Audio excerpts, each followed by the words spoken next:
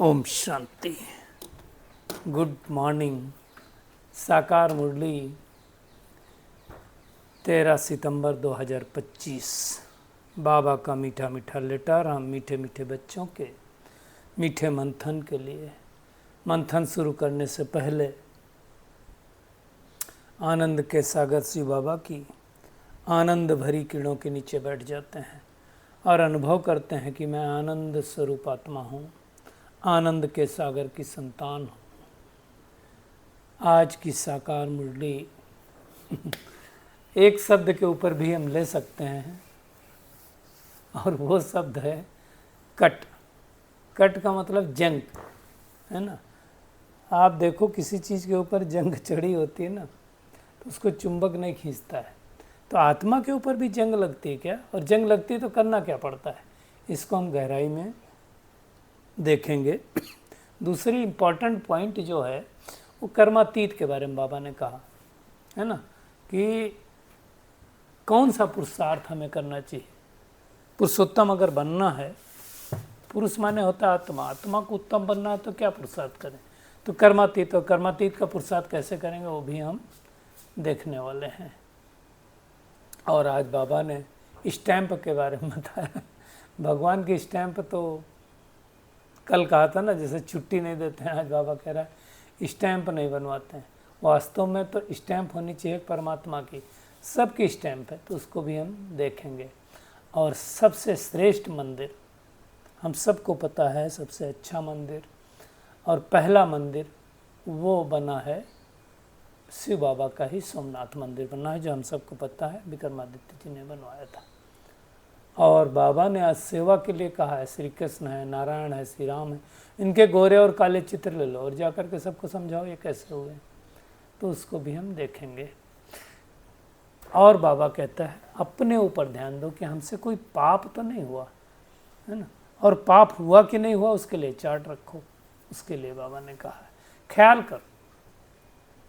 और दुनिया में क्या करते हैं लोग, तपस्या करते हैं तो खड्डे के अंदर चले जाते हैं, गुफाओं में।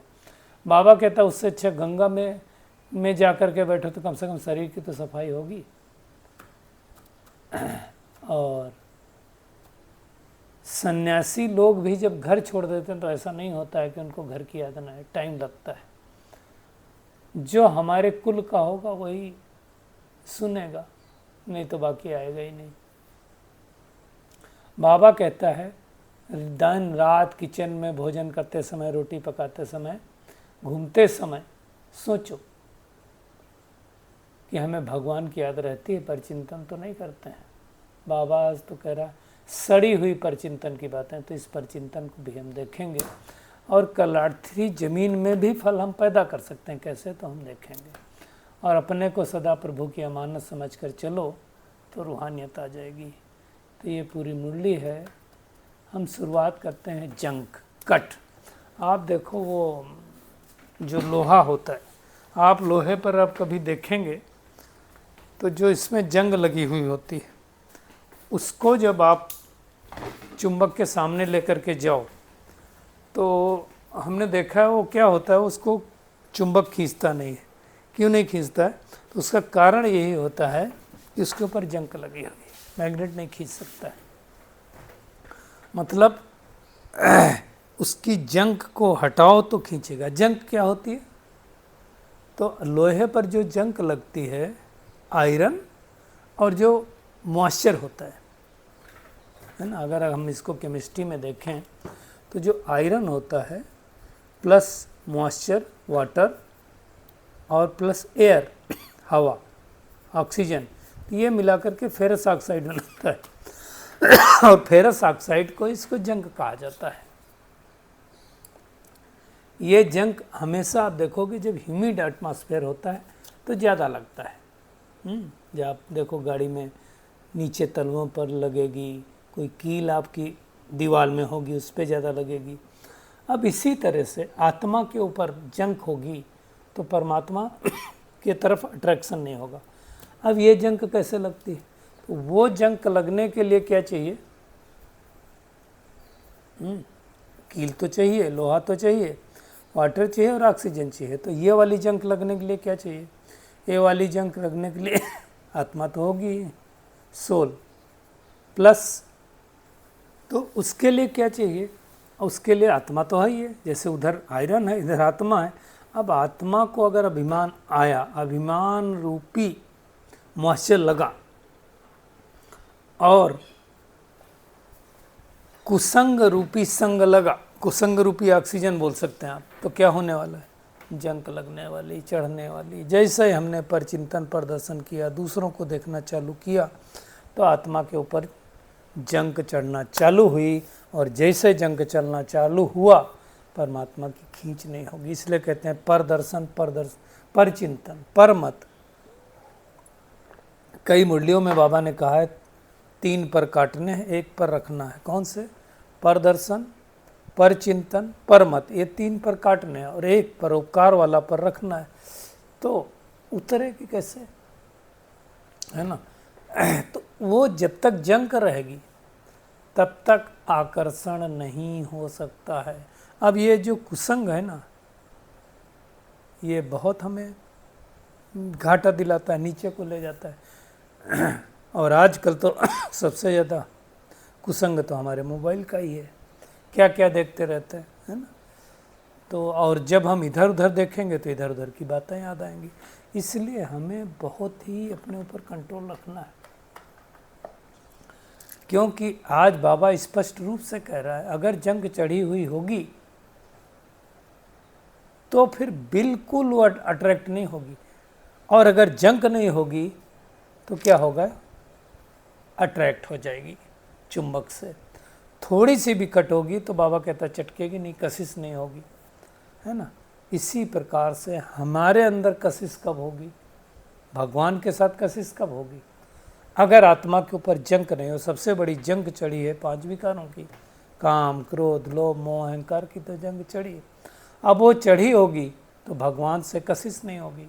कशिश नहीं होगी मतलब याद नहीं आएगा, याद नहीं आएगा तो विकर्म नहीं विनाश होंगे। तो करें क्या? उसमें आप देखो जंग चढ़ी होती तो क्या करना पड़ता है? तो उसको जो है केरोसिन में डुबोया जाता है। जैसे आप देखो नट बोल्ट पे जंग लग जाती थी तो उसको केरोसिन में डालते थे। आत्मा के ऊपर कट जमा होगी तो क्या करना पड़ेगा? अगर आत्मा के ऊपर कट जमा है तो याद रूपी केरोसिन में डालना पड़ेगा। जितना ज़्यादा हम याद करेंगे, जितना ज़्यादा आत्माभिमानी स्वरूप में रहेंगे, उतना ज़्यादा कट उतरेगी। याद भूलने से तो कट चढ़ती, और कट उतरी होगी पता कैसे चलेगा? तो वो खींच होगी, वो प्यार होगा, वो खुशी होगी, और मोस्ट इम्पॉर्टेंट बात है चेहरा खुशनुमा होगा। देखो भविष्य में बनना है तो वो दिखाई तो दूसरा वाला देगा, और लेकिन एक्चुअल अगर देखा जाए तो खुशी तो अभी हो सकती है, शरीर तो बाद में होगा, कोई बात नहीं। बाबा ने कहा, देखो क्या कह रहा है, अगर सर्विस नहीं करते, याद नहीं करते तो पुरानी सड़ी हुई बातें करते हैं। सड़ी हुई बातें मतलब जो कहा पर चिंतन, पर दर्शन, पर मत, पर मत पर चलेंगे, भगवान की मत पर नहीं चलेंगे। पर चिंतन मतलब इधर उधर की बातें करेंगे, झरमुई झगमुई की बातें करेंगे। पर दर्शन मतलब दूसरों को देखते रहेंगे। तो ये सबसे हमें मुक्त रहना है। और फिर क्या होता है, हमारा जो स्नेह है देखो उतना ही है, या तो भगवान के पास जाएगा, या तो मित्र संबंधियों में जाएगा, या लोगों के पास जाएगा। बाबा ने कहा कहाँ हो जंग खाया हुआ संग, और कहाँ ये संग। जंग खाई हुई चीज़ के संग में उनको भी कट चढ़ जाएगी। आप देखो मैं आपको बताऊं, कील पर अगर जंग चढ़ गई तो क्या होगा? वो जंग दूसरे पर भी लगती। मैं आपको बताऊं, एक प्रैक्टिकल एक्सपीरियंस बताता हूँ। दरवाजे में वो हैंगर नहीं था तो हमने 1-2 कील टांग दी, और उस पर गलती से वो सर टांग दिया एक। अब देखा वो जंग लगी होगी उस कील पे, थोड़े दिन बाद देखा वो शर्ट की कॉलर में लग गई। तो अगर जंग लगी हुई आत्मा होगी तो हमें क्या करेगी? हमें भी जंग लगाएगी। तो अच्छी चीज़ भी होगी। अब वो शर्ट तो सफ़ेद था, उसमें भी लग गई लाल रंग की जंग। तो कहाँ जंग खाया हुआ संग कहाँ है, इसलिए कहा हमने कुसंग, इसलिए कहते हैं कुसंग बोरे सत्संग तारे, संग तारे कुसंग बोरे। तो हमें कुसंग नहीं करना, बहुत इंपॉर्टेंट बात है। तो अगर कट उतारना है तो क्या करेगा, ऐसे का संग करेंगे और जिससे हमारी कट उतर जाए। आप देखो अगर ऐसे वैसे का संग करेंगे तो हमारे ऊपर भी वैसी जंग चढ़ जाएगी, अच्छे का संग करेंगे तो अच्छा होगा। इसलिए बहुत इम्पॉर्टेंट है कि हमारे ऊपर वो जंग ना लगी रहे, मेहनत करनी है। इसका मतलब क्या हो गया, पर चिंतन पर दर्शन पर मत की बातें नहीं होनी है, याद में रहेंगे तो हमारे अंदर से वो जंग उतर जाएगी, तब कशिश होगी। हमने इतना समय इसलिए लिया कि ये बहुत इंपॉर्टेंट पॉइंट। दूसरी बात बताया पुरुष, आप बाबा ने कर्मातीत, कर्मातीत मतलब कर्म से अतीत हो जाओ, कोई प्रभाव न पड़े, मतलब अच्छा भी प्रभाव न पड़े बुरा भी प्रभाव न पड़े, है ना। अब ये अवस्था तो बाबा ने कई बार कहा हुआ है, लास्ट में होगी। लेकिन क्या मेरी बुद्धि कर्म संबंधों की तरफ ना जाए, कोई कर्म बंधन अपनी तरफ ना खींचे, सारा कनेक्शन एक बाबा के साथ रहे, कोई से दिल लगी हुई ना हो, ऐसा पुरुषार्थ करेंगे ना तब कर्मातीत बन पाएंगे। कर्मातीत बनना नहीं तो कर्मातीत बनना कोई मासी का घर नहीं है। अगर कर्म बंधन खींच रहा तो हम नहीं बन पाएंगे, तो मेहनत करना है अभी से करना कि कोई कर्म बंधन हमको अपनी तरफ खींचता तो नहीं, याद में रहने का अभ्यास करना है। आज का गीत भी बहुत अच्छा है, जाग सजनिया जाग नवयुग गाया किया है। अब ये हम गीत सुनते कौन सुनते, आत्मा, आत्मा जब तक है तभी तो सुनेंगे। और ये बात भी अच्छी तरह से समझना है कि हम सब एक्टर्स पार्टधारी, दुनिया में एक भी मनुष्य नहीं है, बाबा ने कहा, जिसको आत्मा का सत्य ज्ञान हो। ये बहुत बड़ा स्टेटमेंट है, बाबा दे सकता है। और अगर आत्मा का ज्ञान नहीं है तो परमात्मा का मिल नहीं सकता है। दुनिया में भी कहते हैं पत्ते पत्ते को सींचने से कभी फूल नहीं आता है पौधे पर, और आत्मा के ज्ञान के बगैर परमात्मा का ज्ञान हो नहीं सकता है। तो ये सब समझना। अब हमको बाबा ने समझा दिया तो समझ गए कि हर एक आत्मा एक्टर्स है, सब अलग अलग अपने धर्म की आत्माएं अपना अपना पार्ट निभा रहे हैं। ये सारी बातें बाबा समझाता है हमको, होलसेल में समझाता है, और फिर हम धीरे धीरे जब मुरली सुनते हैं तो सारी बातें समझ में आ जाती है। तो उनको समझ करके पुरुषार्थ करना है। आज बाबा ने कहा, देखो स्टैंप की बात की है। अब दुनिया में तो किस किस की स्टैंप बनाया हुआ है, सिखों की भी है, मुसलमानों की भी है, अंग्रेज़ों की भी है। अंग्रेज जो लॉर्ड माउंट बेटन वगैरह होके गए उन सब की है। महाराणा प्रताप का भी स्टैंप है। अब स्टैंप तो किसकी होनी चाहिए, परमात्मा की होनी चाहिए, त्रिमूर्ति शिव की होनी चाहिए, उसकी स्टैंप ही नहीं। जबकि सच्चाई है कि भगवान इस सृष्टि पर ना आए तो कोई सदगति नहीं कर सकता है। रौर नरक में हम गोता खा रहे थे, खाते रहते। तो ये बात अच्छी तरह से कब समझ में आएगी लेकिन मुझे नहीं खबर है कि कोई बाबा की त्रिमूर्ति की कोई स्टैंप है। ब्रह्मा बाबा की है, दादी जानकी की भी निकली है, उतना तो पता है, बाकी इसका पता नहीं है। तो उसके बारे में बाबा ने अच्छी तरह से कहा है, होनी चाहिए। शिव के मंदिर भी बहुत ऊंचे स्थान पर बनाते हैं क्योंकि हमें ऊंचा बनाता है। और सबसे पहला मंदिर जैसा डिस्कस हुआ, सोमनाथ ही शिव का मंदिर है। क्यों ऊंचा है वो, लेकिन हम तमोप्रधान सब हो गए थे तो जानते नहीं शिव कौन है। जिसकी पूजा करते हैं उसका ऑक्यूपेशन ना जानो तो क्या हो गया। अब देखो महाराणा प्रताप ने क्या किया, लड़ाई की तो उनकी स्टैंप बना दिया। भगवान हमें डबल अहिंसक बना रहा है तो उसकी स्टैंप बनाएंगे। जब ज्ञान हो तो अर्थ सहित स्टैंप निकले। और सतयुग में बाबा ने आज कहा स्टैंप निकलती है लक्ष्मी नारायण की। शिव बाबा का तो ज्ञान वहाँ रहेगा नहीं ना, इसलिए आप देखो लक्ष्मी नारायण के पीछे भी विष्णु का एक फोटो लगा रहता है। तो बहुत बड़ी बात बाबा ने कही है उसके बारे में बाबा ने। और बाबा आज कह रहा है कि तुम सबको समझाओ कि ये एक ही यूनिवर्सिटी है जहाँ पर मुक्ति और जीवन मुक्ति का वर्षा मिलता है, दूसरी कोई यूनिवर्सिटी नहीं है। अभी तो प्रजा का प्रजा पर राज्य है ना।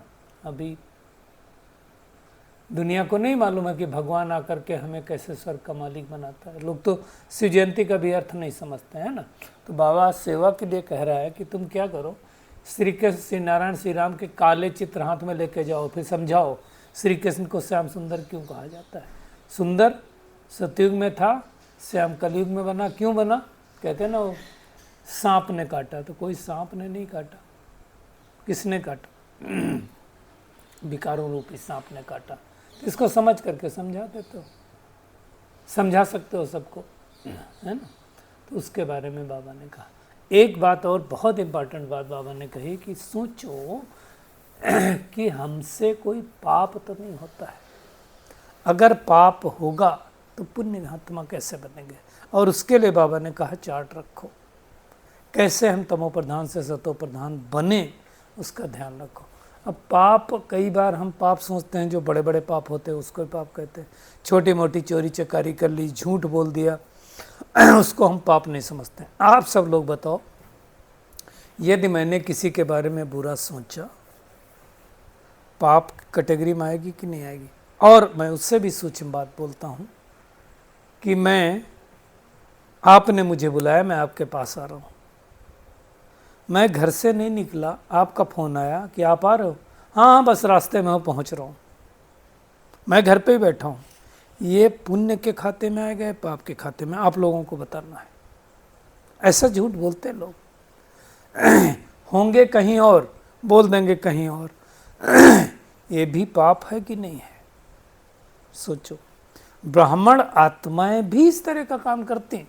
अब मान लो बहन ने मुझे बोल दिया जल्दी आना, और मैं लेट हो रहा हूँ, बहन बोलेगी अभी तक आए नहीं, टाइम हो गया, हम अभी घर पे तैयार ही हो रहे हैं। हम क्या बोलते, बस निकल गए बहन, गेट पे हूँ, आ रहा हूँ। ये कौन सी कैटेगरी में आएगा? यू हैव टू टोल्ड मी।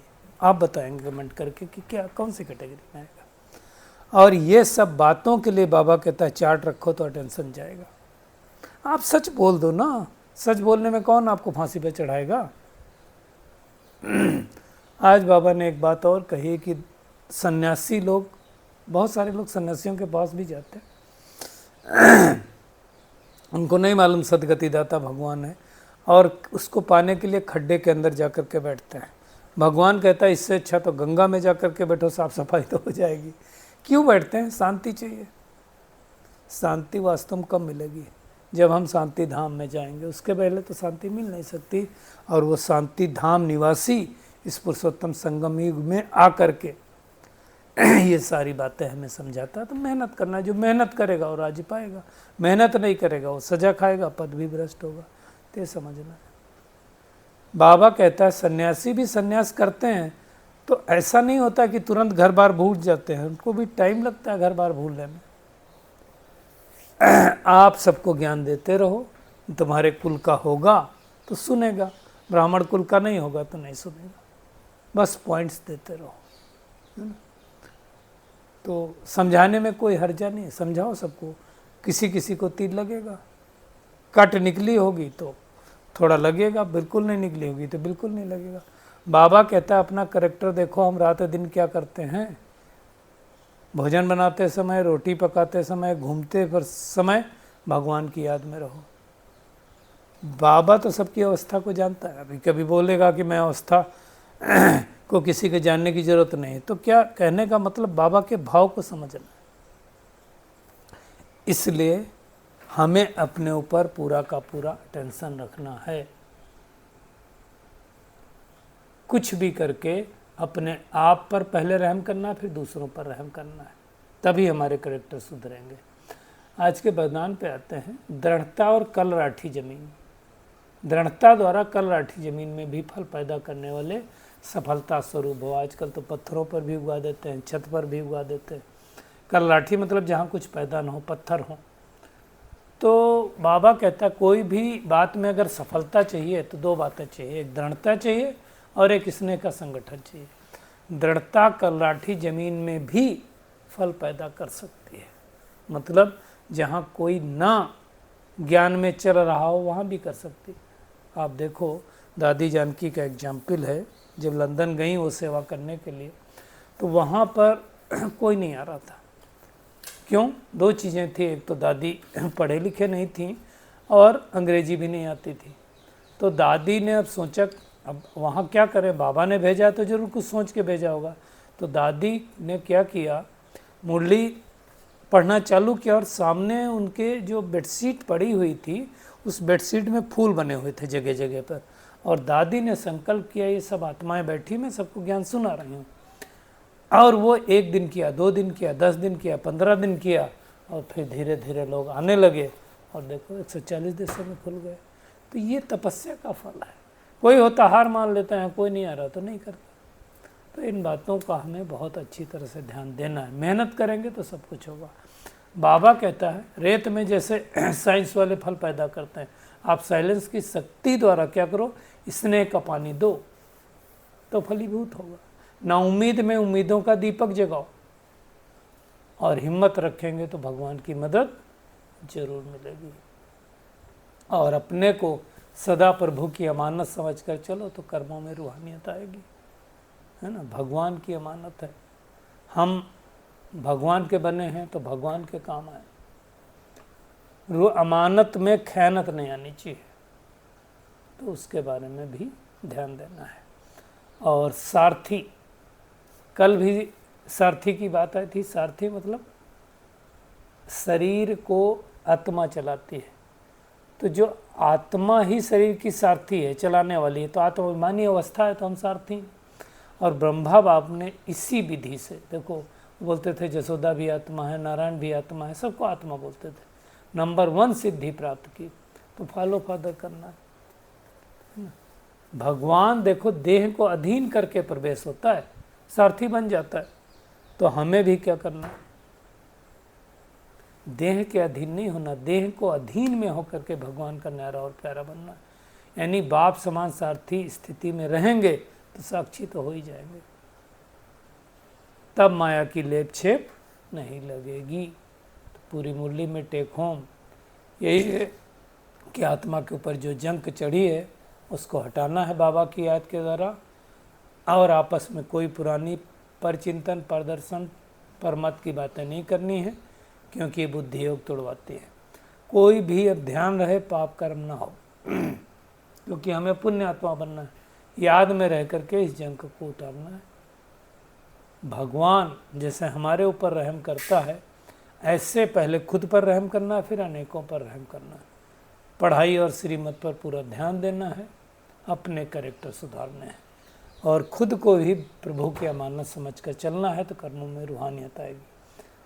और आत्माभिमानी बनने की हमें मेहनत करके नंबर 1 विधि से सिद्धि प्राप्त करनी है, जैसे ब्रह्मा बाबा ने किया, तब हम संपन्न संपूर्ण बन जाएंगे। अच्छा, शुक्रिया मीठे प्यारे बाप दादा, शुक्रिया आप सभी का इस मीठे मंथन के लिए। अच्छा, ओम शांति।